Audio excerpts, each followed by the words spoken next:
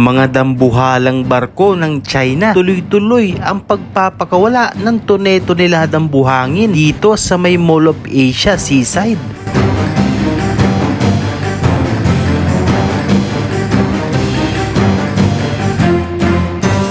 Good day mga kababayan, isang pinagpalang araw po sa ating lahat. Panibagong araw, panibagong update dito sa ginagawang reklamasyon sa Manila Bay.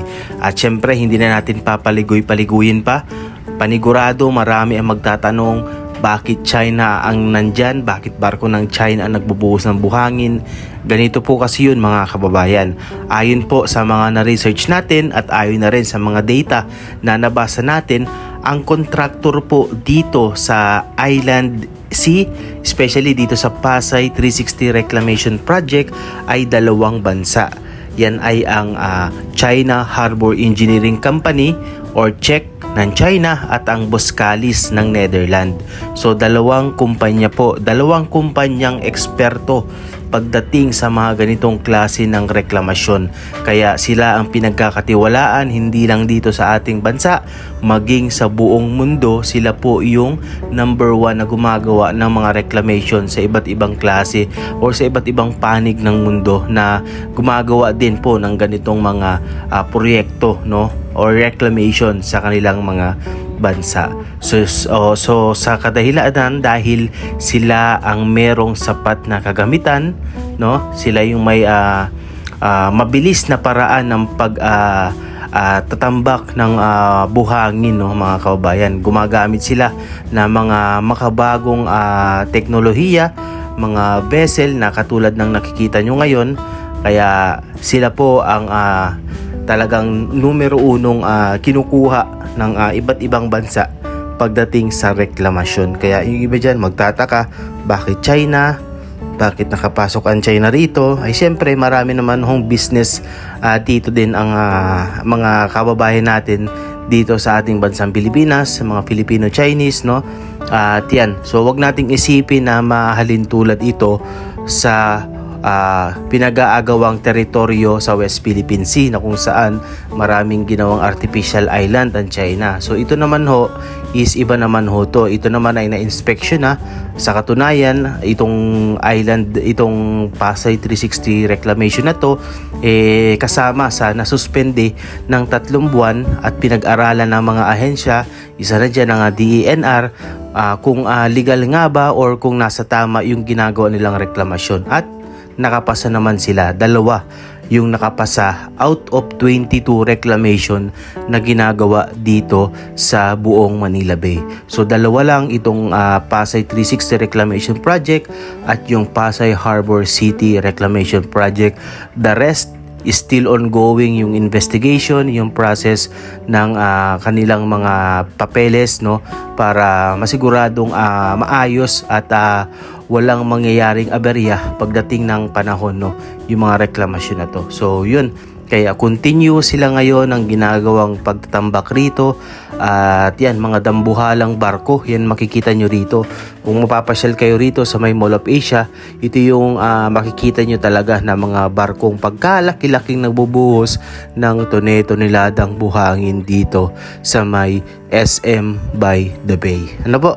So yun, at hopefully ay suportahan din natin itong mga ganitong project na siguradong magiging isang tourist attraction to in the future. Matagal pa ang ating hintahin, matagal pa kasi hindi to basta-basta ginagawa lang, tambak ng buhangin, then tatayo ng building. So meron silang iba't ibang proseso para masiguradong matibay yung pinakampundasyon nito dahil ito po ay dagat, no, siguradong yung ilalim nito ay malambot. Kaya itong mga kumpanyang to, mga kontraktor na to ay ginagawa lahat ng kanilang best para maging maayos, no. Hopefully ay sana, no, wala namang mangyaring problema katulad ng Mall of Asia, yung kinatatayuan ng bahagi na to ng Mall of Asia ay isa rin po tong reklamasyon, isa rin tong karagatan dati, and wala naman sa ngayon nangyayaring iba. Kasi dito sa part na to ng Mall of Asia, hindi naman kasi siya pwedeng tayuan ng matataas na gusali dahil nga dito nagte-take off, no, dito dumadaan yung ibang mga eroplano na nanggagaling sa airport natin. So Maximum siguro mga 55 meters or 60 yung height ng mga gusali rito na pwede nilang itayo. So hindi siya ganun kabigat, no? Unlike sa ibang lugar na yung mga reklamasyon sa kanila, talagang tinatayuan nila ng pagka taas-taas ng mga gusali, no? Kaya hopefully ay ginagawa po lahat ng paraan nila para maging maayos to in the future at magbe-benefit ng mga kababayan natin at mag-generate ng millions of jobs. So yun lamang po at maraming salamat mga kababayan. Alright guys, so magandang hapon po no, sa ating lahat at syempre nandito ulit tayo sa may bahagi ng Mall of Asia Seaside, no, SM by the Bay.